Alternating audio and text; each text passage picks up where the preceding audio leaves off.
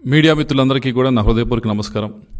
గడిచిన 2-3 రోజుల నుంచి ఏదైతే సిట్ ఏర్పాటు చేశారో వారి ఆధ్వర్యంలో రాష్ట్రం మొత్తం ఎక్కడైతే అల్లర్లు జరిగినాయో ముఖ్యంగా పల్నాడులో తిరుగుతూ ఉన్నారు.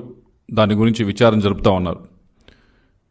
ఈ సిట్ అధికారులకి మా వైపు నుంచి కూడా మేము రిక్వెస్ట్ లెటర్ పంపిస్తూ ఉన్నాం. దీన్ని పూర్తి ఎటువంటి ఆధారాలు లభించినా కానీ అన్ని యాంగిల్స్లో కూడా దీన్ని విచారించాలని చెప్పి వారిని కోరుతా ఉన్నాం. ముఖ్యంగా గడిచిన 4 రోజుల నుంచి ఎలక్షన్స్ అయిపోయిన 4 రోజుల నుంచి 5 రోజుల నుంచి కూడా వైఎస్ఆర్ కాంగ్రెస్ పార్టీ వైపు నుంచి డెలిబరేట్గా ఒక మెసేజ్ని అయితే తీసుకెళ్ళడానికి ప్రయత్నిస్తూ ఉన్నారు. దాంట్లో మొదటిది ఏదైతే ఈ పల్నాడులో జరిగిన గొడవలకి కారణం ఇదేదో ఒకసారి కాదు, దాదాపు 4-5 సార్లు ఇది సాక్షి మీడియా పేపర్లో వేయటం జరిగింది. చాలామంది ఎమ్మెల్యేలు దీని గురించి మాట్లాడటం కూడా జరిగింది. దాంట్లో మొట్టమొదటిది ఎక్కువగా మాట్లాడుతూ ఉంది ఏమిటంటే దీని గురించి కూడా విచారణ చేయాలని సిట్ వారిని కోరుతా ఉన్నాం. మొట్టమొదటి మాట్లాడుతూ ఉంది ఏంటంటే నాకు అక్కడున్న ఎస్పీ గారు ఎలక్షన్ సమయంలో బిందు మాధవ్ గారు ఎవరైతే ఉన్నారో వారికి వారి ఫ్యామిలీతో మాకు ఏదో పరిచయం ఉన్నట్లు, మేమేదో చాలా దగ్గర స్నేహితులు అన్నట్లు, వారి భార్య మా భార్య ఏదో దగ్గర స్నేహితులు అన్నట్లు ఏదో దీన్ని డెలిబరేట్గా ఈ మెసేజ్ని ఒకసారి కాదు దాదాపు 4-5 రోజులుగా దీన్ని పంపిస్తూ ఉన్నారు. ప్రతి చోట కూడా ఇది పబ్లిష్ చేస్తూ ఉన్నారు. దీన్ని సిట్ వారిని కోరుతా ఉన్నాం మా వైపు నుంచి క్షుణ్ణంగా పరిశీలించండి. మా కాల్ డేటా తీసి పరిశీలించండి. వాళ్ళ కాల్ డేటా మరి అధికారి కాబట్టి అది మీ చేతిలో ఉంటుంది. మా వైపు నుంచి మా కాల్ డేటా, మా చుట్టుపక్కల ఉన్న వారి కాల్ డేటా ఏదైతే ఉందో వాటిని తప్పకుండా తీసి పరిశీలించాలని చెప్పి కోరుతా ఉన్నాం. ఏదైతే ఎస్పీ బిందు మాధవ్ గారి ఫ్యామిలీ పైన ఏ విధంగా ఏదో నిరాధారమైన ఆరోపణలు చేస్తూ ఉన్నారో, ఏదో మాకు వారికి సంబంధం ఉందని, ఇది పూర్తి అవాస్తవం. వారి ఫ్యామిలీ మా ఫ్యామిలీ ఎప్పుడు కూడా కలిసింది లేదు, మాట్లాడింది లేదు, ఎప్పుడు కూడా ఫోన్లో కూడా మాట్లాడింది లేదు. అసలు ఆ మనిషి అనే వారి ఫ్యామిలీ వైపు నుంచి పరిచయం ఉంది కూడా లేదు. అటువంటిది ఆధారం ఏమి లేకుండా ఈ విధమైన ఆరోపణలు చేస్తూ దీన్ని జనంలోకి తీసుకువెళ్ళడానికి ప్రయత్నించడం అనేది చాలా బాధాకరమైన విషయం. దయచేసి కొద్దో గొప్ప ఏమన్నా నిజంగా ఉంటే మాట్లాడితే కరెక్టే, కానీ ఏమీ లేకుండా ఇలా మాట్లాడటం అనేది, మాట్లాడిన దాన్ని సాక్షి పేపరు, సాక్షి టీవీ ఛానల్ విపరీతంగా పబ్లిష్ చేయటం అనేది ఇది తప్పు. దీని గురించి దయచేసి సిట్ వారిని కోరుతా ఉన్నా.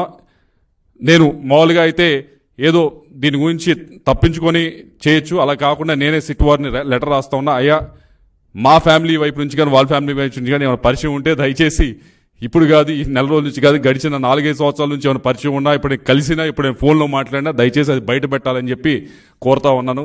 ఇంతకంటే ఓపెన్గా ఎవరు కూడా ఛాలెంజ్ చేయలేరు, అంత ఓపెన్గా నేను ఛాలెంజ్ చేస్తూ ఉన్నాను.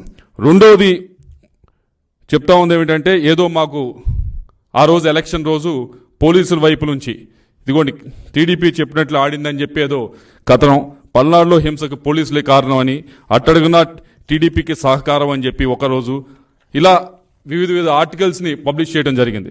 అయ్యా, మేము ఎలక్షన్స్కి 15-20 రోజుల ముందే దానికి సంబంధించిన ఆఫీసర్స్ అందరికీ కూడా ఎస్పీ గారు, ఐజీ గారు అందరినీ కూడా కలిసి మా వైపు నుంచి ఒక లెటర్ ఇవ్వడం జరిగింది. ఇదిగోండి మేము ఐడెంటిఫై చేసిన ఈ 140 నుంచి 150 సెన్సిటివ్ బూత్స్, ఇది ఓపెన్ లెటర్, ఇదేమి దాచేది కాదు, మీరు చెక్ చేసుకోవచ్చు. ఇది నేను పబ్లిక్గా మీడియాకు కూడా ఇస్తున్నాను, యూ క్రాస్ చెక్ ఇట్.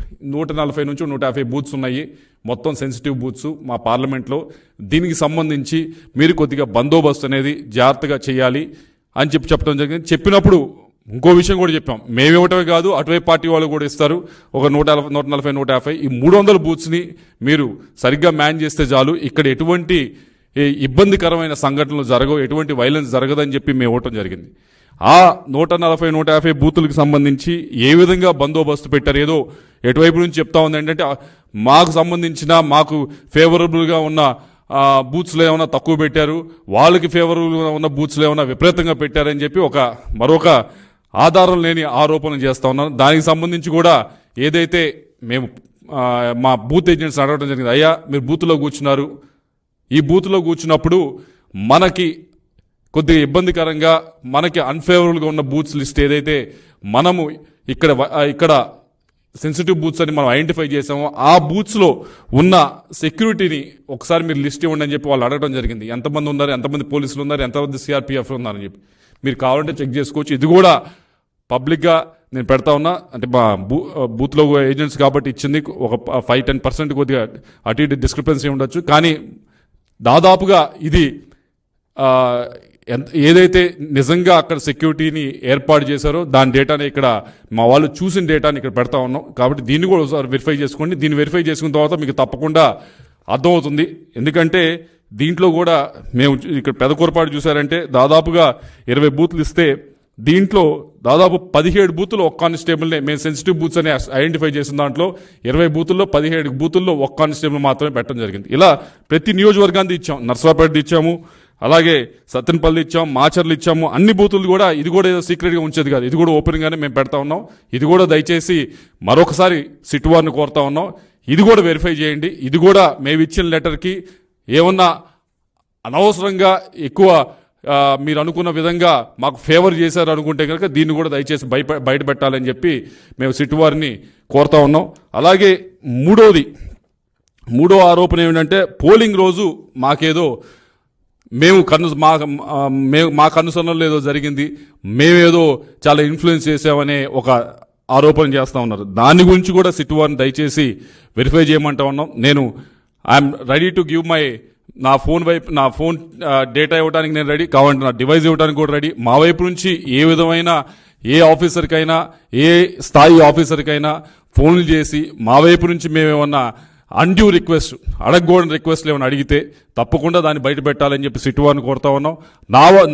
నా వరకే కాదు, నా చుట్టుపక్కల ఆ రోజు ట్రావెల్ చేసిన వారి అందరికీ కూడా మీరు దయచేసి కాల్ డేటా రికార్డ్ చేయండి, తీసుకొని వాటిని వెరిఫై చేసి ఇవన్నీ కూడా బయట పెట్టాలని చెప్పి కోరుతా ఉన్నా. ఎందుకు ఇంత ముందుకు వచ్చి ఈ 3 కూడా అడుగుతా ఉన్నామంటే దీన్ని ఏదో అనవసరంగా ఎలక్షన్ సమయంలో అనవసరంగా మన చేతిలో లేని విధంగా జరిగిన దానికి ఇదేదో పూర్తిగా మేమే చేసాం, ఎంపీగా ఉండి నేనే చేశానని చెప్పి నా పైన ఆరోపణలు చేయటం కానీ, దానికి ఒక కులం రంగు పూయటం కానీ, ఈ విధంగా గడిచిన 4-5 రోజుల నుంచి కూడా ప్రతిపక్షం అధికార పక్షం ఏదైతే ఉందో వైఎస్ఆర్ కాంగ్రెస్ పార్టీ అది చేస్తూ ఉంది. ఇది ముమ్మాటికి తప్పి. నేను గడిచిన 5 సంవత్సరాల నుంచి కూడా నర్సరావుపేట ప్రజలు, పల్నాడు ప్రజలు నన్ను చూశారు, ఏ విధంగా బిహేవ్ చేశాను, ఏ విధంగా ముందుకు వెళ్ళానని చూశాను. ఎవరైనా మిగతా వాళ్ళు 2+2 3+2 గన్మెన్లు పెట్టుకొని తిరిగారు. కనీసం నేను గన్మెన్లు కూడా నేను వద్దంటే తప్పక ఒక గన్మెన్ ఇచ్చి నాకు ఇప్పించడం జరిగింది ఆ రోజు ఎస్పీ గారు.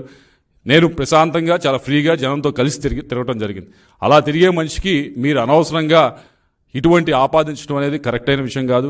ఏదో ఒక కులానికో లేకపోతే ఒక మతానికో ఒక వర్గానికో నన్ను పరిమితం చేయడానికి ఆ విధంగా ప్రజల్లోకి తీసుకువెళ్ళడానికి, పల్నాడు ప్రజల్లోకి తీసుకువెళ్ళడానికి ప్రయత్నిస్తూ ఉన్నది. ఇది ముమ్మాటికి అవాస్తవం.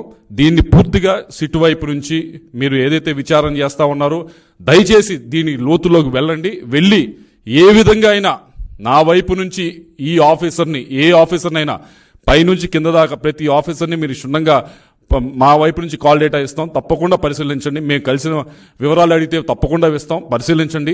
ఏ విధంగా అయినా ఇన్ఫ్లుయెన్స్ చేసామనంటే తప్పకుండా అది పబ్లిక్ డొమైన్లో పెట్టండి.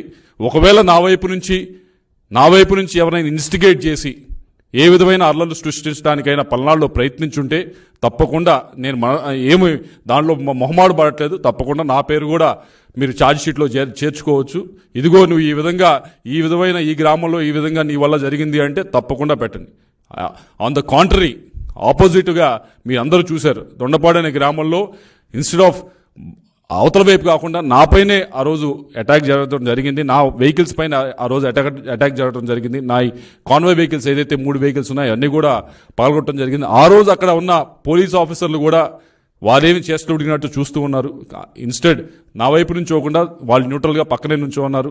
కాబట్టి మీరందరూ కూడా దయచేసి ఇటువంటి దుష్ప్రచారాన్ని మానుకోవాలి అని చెప్పి కోరుతూ మరొకసారి సిట్టు వారిని దీన్ని క్షుణ్ణంగా పరిశీలించండి, లోతులోకి వెళ్ళి పరిశీలించండి. నేను ఏదైతే చెప్తా ఉన్నానో ఒకటి ఏదో ఆ రోజున్న ఎస్పీ గారికి మా ఫ్యామిలీకి ఉన్న ఏదో సంబంధాలు ఉన్నాయని ఏదో అపోహలు కలిగించు కథలు రాస్తూ ఈ 5 రోజుల నుంచి కూడా మీరు సృష్టిస్తున్న కథలకి దయచేసి ఏదో తప్పకుండా వాటి లోతులోకి వెళ్ళి పరిశీలించి ఈ కథకి తెరదించాలని చెప్పి కోరుతా ఉన్నా. రెండోది, మేమేదో కొన్ని బూతుల్లో మాకు అడ్వర్స్గా ఉండే బూతుల్లో మాకు అన్డ్యూ అడ్వాంటేజ్ వచ్చిందని మీరు ఏదో ఫీల్ అవుతా ఉన్నారు కదా. మేము ఇచ్చిన 150 బూతులకి లిస్టు కూడా ఇవ్వడం జరిగింది. వాటిని సిట్ వారు దర్యాప్తు చేసి మాకేమన్నా అన్డ్యూ అడ్వాంటేజ్, మేము చెప్పిన సెన్సిటివ్ బూత్స్లో ఎక్కువ సెక్యూరిటీ పెట్టి మాకేమైనా అడ్వాంటేజ్ ఇచ్చారో లేదో ఒకసారి అది కూడా పబ్లిక్ డొమైన్లో పెట్టాలని కోరుతా ఉన్నా. అలాగే పోలింగ్ రోజు ఏదో మాకు అన్డ్యూ అడ్వాంటేజ్, ఆ రోజు కూడా ఏదో మేము చెప్తేనే అధికారులు అటు కదిలారు ఇటు కదిలారని చెప్తా ఉన్నారు. కాబట్టి దయచేసి మా కాల్ డేటాను తీసుకొని, మాదే కాదు మా చుట్టుపక్కల ఉన్న ఆ రోజు మాతో కారులో ప్రయాణిస్తున్నా, మా వెనకమాల కారులో ప్రయాణిస్తున్నా ఎవరిదైనా కాల్ డేటా తీసుకుని ఎవరినైనా, ఏ అధికారినైనా, ఎస్ఐ నుంచి పైదా ఐజీ దాకా ఎవరినైనా మేము ప్రలోభాలు గురి చేస్తే, మేము ఎవరినైనా పుష్ చేస్తే, ఎవరినైనా ఇబ్బంది పెడితే తప్పకుండా వాటిని కూడా పబ్లిక్ డొమైన్లో పెట్టాలని చెప్పి కోరుతూ, సిట్ వారిని ఈ ఏదైతే ఇన్వెస్టిగేషన్ చేస్తా ఉన్నారో వాటిని లోతులోకి వెళ్ళి పరిశీలించి వీటన్నిటిని కూడా పబ్లిక్ డొమైన్కి తీసుకురావాలని కోరుతూ, మరొకసారి మీరందరూ పల్నాడు ప్రజలందరూ కూడా గడిచిన 5 సంవత్సరాల నుంచి నన్ను చూశారు, నన్ను ఆదరించారు. ఇవన్నీ కూడా మీరు దయచేసి ఏదో అపోహలకు తావివ్వకుండా ఏదైతే సిట్ వారు ఇన్వెస్టిగేషన్ చేస్తా ఉన్నారో వాటిని ఒకసారి క్షుణ్ణంగా మీరు కూడా పరిశీలించి, దాని తర్వాత ఏదైతే సాక్షి వైపు నుంచి కానీ వైఎస్ఆర్ కాంగ్రెస్ పార్టీ వైపు నుంచి కానీ చేస్తున్న దుష్ప్రచారాన్ని మీరందరూ కూడా నాకు తెలిసి నమ్మరని చెప్పి, అయినా కూడా ఒకసారి మీరు దీన్ని పరిశీలించాలని చెప్పి పల్నాడు ప్రజలందరికీ